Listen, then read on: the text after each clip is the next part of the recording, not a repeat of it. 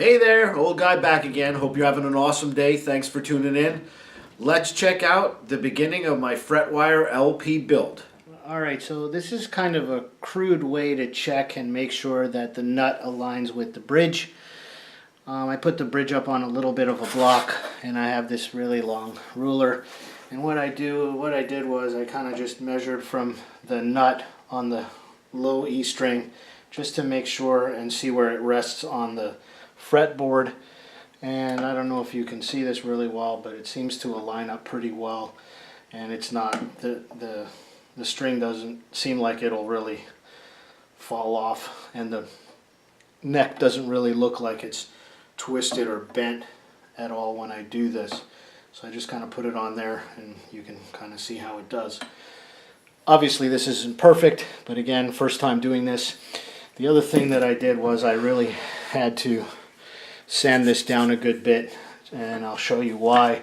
But before I do that, I marked the headstock a little bit. I don't know if you can see that, because I want to cut it on a little bit of a bias here and then do like a little design of some kind. And I measured where the tuner pegs are, both the top of the peg and the top of the twisty thing, just so that I can kind of get an idea of where the tuning pegs will be when I actually do the cut. So eventually I'm going to cut this with a saw and then grind out like a little bit of a shape with a Dremel. So one thing I wanted to show you too before, so let me just put the neck in real quick here. So it might be kind of hard to see here, but there's a little bit of space right there, and I did my best to kind of minimize that. I did shave down a bunch of the block here to try to get that a little bit lower, but I don't want to go too crazy with it. But it is kind of a gap there, and I'm either going to fill that with glue or some kind of wood putty, depending on how it sits when it's finally all glued up.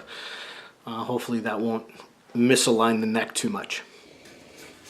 So I just wanted to show you on this side, you know, the neck looks nice and flush, maybe like, you know, like 1/4 of a millimeter.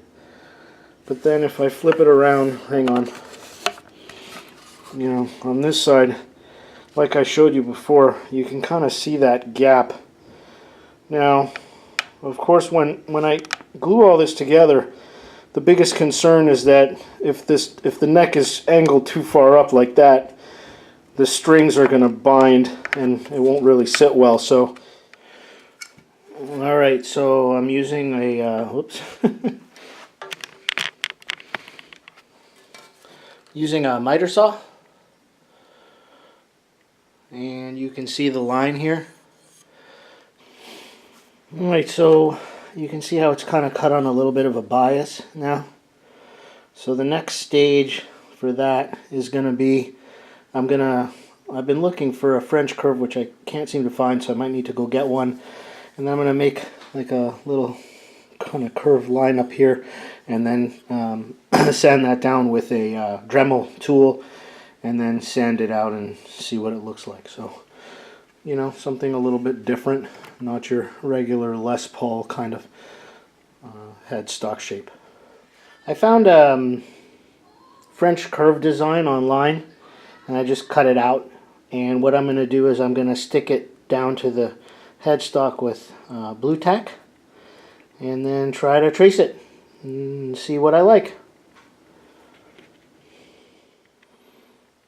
So hopefully you can see that, and what I'm going to do, the next step, is I'm going to use a Dremel to kind of shave all that down and then smooth it off. I ended up cutting a bit more with the miter saw, but now I kind of have this kind of asymmetrical shape on the top. I didn't want it extreme, and I have to be careful how much wood I take off for the tuning pegs and whatnot, but I'm really happy with how that looks. It kind of looks less polished, but kind of a little bit different too. I'd really love some feedback on that neck issue, where it sits at the body. If anybody has any feedback as far as if that's just to tolerance and I just should fill that up, or I should be concerned with the angle that the neck makes with the body with that treble side a little bit proud. Also, I wanted to kind of mention that even though the kit itself seems rather inexpensive, I think on the website it's about $190. It is getting a little bit more costly than I expected. I didn't really have any kind of tools or anything at all, so I had to buy things like clamps and all the finishing stuff. And if you're not careful, that could run you a couple of $100. So if you're considering a build, that's kind of one of the things you should consider, that the kit itself was about $190, $45 extra for the little electronics, the CTS pots and that stuff that I went over. Plus shipping, which I think was close to $30 or $27. It's an American company, so in the US. And then all the extra stuff, all the finishing supplies, sandpaper, all that extra stuff. You know, if you don't have a soldering iron, a good soldering iron, and a bunch of other little odds and ends that you're going to need to complete the build. So keep that in mind. I hope you enjoyed this part 1 of the Fretwire LP build. If you did, please go ahead and give me a thumbs up. If you like what the channel has to offer, please go ahead and subscribe. I'd really appreciate that. And thanks for joining me, and I'll see you again next time.